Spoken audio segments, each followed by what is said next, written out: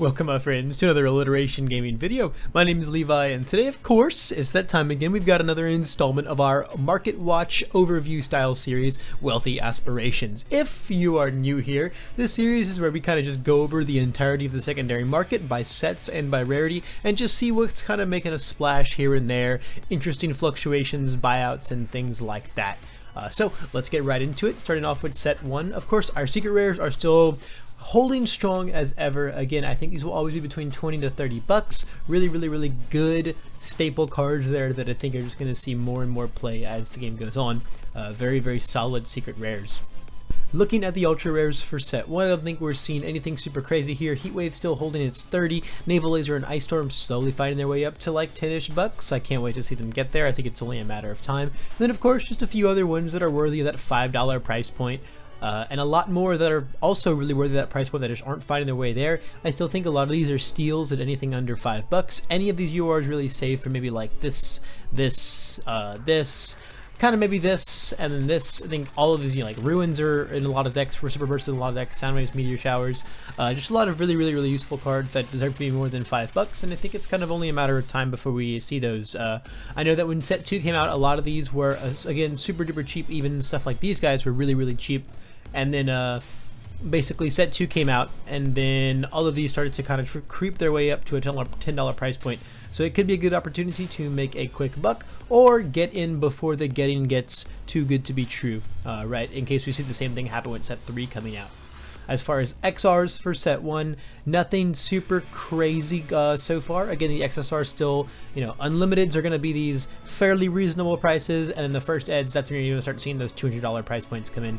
It looks like we might have some actual priced Dark Shadows on the market. Those kind of found their way back up to $40 and haven't come down since. Nope, just the one in stock for $25. Definitely not a bad price though. If you're really wanting one of these, I don't think it'll get much better than this for a long time. There's still $20 Ice Storms in existence, which I think is kind of crazy. Not a huge amount, only really these before they get back to like their 50-ish price point. So again, if you've been thinking about these, I still think it's a good time to get them. I still think $20 for XR Ice Storm is a really good price for such a good XR UR. Heat Waves I think will oh my goodness, wow, that's really intense. Just a few left at this 40-50 price point, and then they just go to utter craziness, guys. I mean, at this point, if you're gonna buy the UR Heat Waves for 30, why not just go to 40 and get these? Especially when the second these go away, they're 80, and then who knows what they are past that. So it could be a good time to get these before they get even crazier than they have any right being. Array still down from its glory. Soundwaves down from its glory. A lot of reasonable ones here. Destined for mainstream success, we saw have a huge buyout last week. It looks like maybe they're settling at $20. Nope, just the one in stock for a $20 price point, and then back to the craziness. I think this is one of those XRs that I would be surprised to see it go under 20 again. Just one of those really good ones. I think XR Meteors for 15 is an absolute steal, even at the unlimited price point. I think this is a really good deal for these. These are ones that I think it's been crazy to see be so cheap for so long. Definitely one of the more versatile URs that you see around. Night Watch is reasonable, turns out reasonable. Hardened Jabs actually looks like we might have a few in existence at a reasonable price point.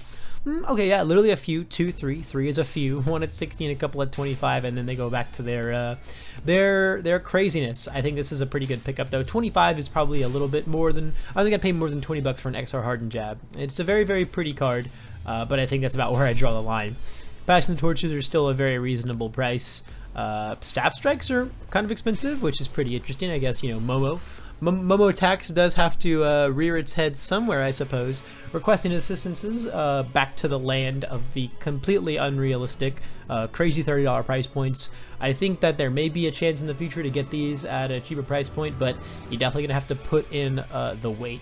Man, so many of these really nice character XRs. That's gonna be a thing I want to talk about in set 2 as well. Some of these nice character XRs are so freaking cheap, and it's crazy, man. We got some reasonable chops in the market, it looks like. That's pretty exciting. Regens, also very exciting. These are, again, some of the more pretty XRs from set 1. Super Burst as well, being $10 is, I think, really nice. Setup Strikes look like we got at least one for 25. Yep, one for 25. Seven Thunders just putting out a bunch of these, like, one of nice, cheap XRs. So, like, man, I would make a hefty little order from them if you want to get in while the getting's good. Looks like these are actually holding pretty reasonably throughout like a $12 price point for quite a while. Really interesting. I mean, I guess the kick package didn't get a ton to work with in set 3, but it's still interesting. Latent skill is still very out of stock. That's also something that we saw last week. They were basically gone to the point of non-existent actual prices, and then we're just seeing that persist throughout this week as well. Again, might be a long time before you can get those at a reasonable price again. The Naval Laser XRs finding a big spike here in these last couple weeks here, really solidifying their place at, you know, the $30 to $50 price point. Makes sense though when your UR is a reasonable price as well. It can't be fixed. Yeah, still 20 bucks. That's going to be a hard one to get. Future charges still do not actually exist. a lot of these Bakugo XRs are actually pretty reasonable, all things considered. Tape XRs, I think this is one of those that's like, I think once it's gone at this price point, it's gonna be like Destined for Mainstream Success. This is just such a staple spam from set 1 that's just never gonna go out of style. Manly, I would say the same about if the RLEs didn't exist, but I think that's the thing that's gonna keep Manly from ever being more than like 10 bucks again. Staff is very beautiful. Not the best card in the world, but it's very beautiful, and it's a very reasonable price point as well. And then from here on out, it's kind of gonna just be a lot of the same old. A lot of these XRs are just like, man, this does not deserve to be under 10 bucks, but it is. Ooh, call in for backup. I don't think this was $20 last week. I don't think it was. I think this is a pretty recent development, but that's very interesting. A few for 20 bucks, and then they're gone basically. So interesting to see what these are going to come back at. I wonder if they're going to come back and settle at this $20 price point, or find their way back down, or stay like Destined for Mainstream Success and keep on staying up there. And then from here on out, I think it's kind of just going to be a lot of normalcy, unless we see like a crazy buyout somewhere here and there. Again, just a lot of these really, I say this every single week, guys, but a lot of these really premium XRs. Sticky Balls under 10 bucks is crazy. Apathetic under 10 bucks is crazy. Desperate Times, so cheap. Shock Absorption, so cheap. Grasping Tape Toss gets to be cheap because the RLE is pretty cheap as well. But a lot of these really nice, especially like the nice full art XRs, just getting so cheap. I think a lot of these under anything like under release under $5, absolutely insane. Frenzy under $5, crazy. That card sees a ton of play and goes full art and looks really good while it's doing it. You know, released, you can at least argue doesn't look much different. It only goes from non-shiny to shiny. But these last few pages, I always just say like, hey man, if you're in the market for any of these, like they're not gonna get any cheaper, man. Pick them up while you can. XR out your decks. Get your bling going on. Fancy up your collections, because I think any of these under $5 is just like such a good place to be at. Especially like these, like this back page under $1, crazy. I mean, are any of these cards that great? I mean, this sees a little play. This sees a little bit of play. This sees a little bit of play, but also doesn't look much different. But still, really good prices all around. Nothing too crazy going on there, save for like a couple of buyouts. As far as the promos go, still craziness on the Season 1 RLEs, especially these 4 troublemakers right here. I guess it's really just these 3. Wall Cling not so much, it's only 35. But Special Sound basically not existing anymore. We got one left at 100, and then who knows what they'll come back at.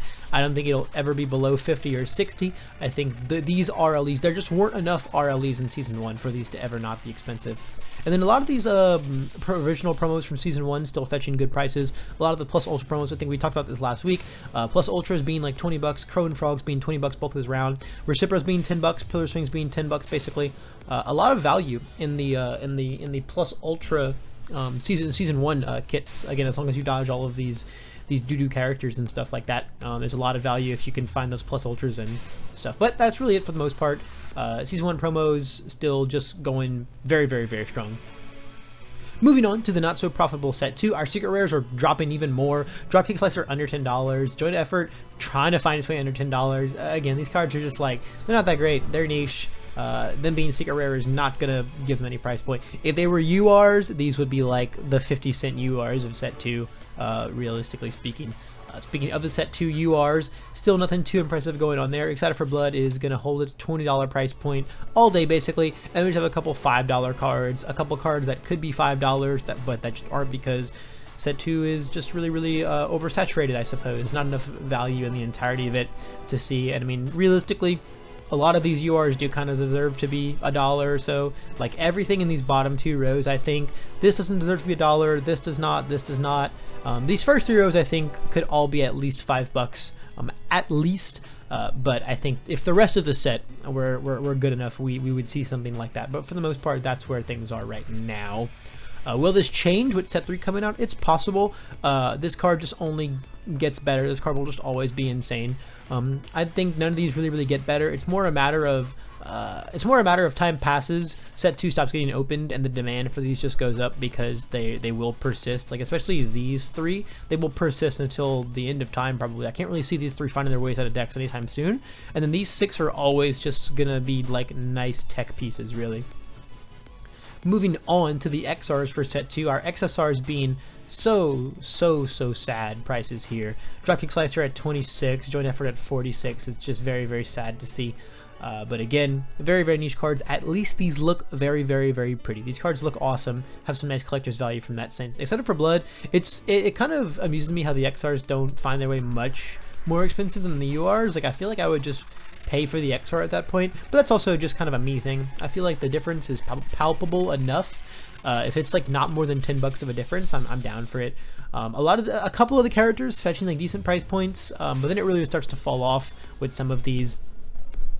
Again, you know, really like collectors fan favorite ones, especially ones that look really good, right? Like ones that have really good character art. Like Shoto's character art's really good, Saint's art is really good, Mina's art is really good, Dabi's art is really good. You know, those are gonna kind of hold some nice shiny value from there. The Problem Children right here holding like a decent $10 value. I mean, $10 for an XR is like more on the upper end for set 2, so you really can't be too upset. High value target, still super crazy. I don't think only 4 listings. I wonder what the breakdown for those is like. Wow, yeah, just a few here, and then it's gonna start to get crazy.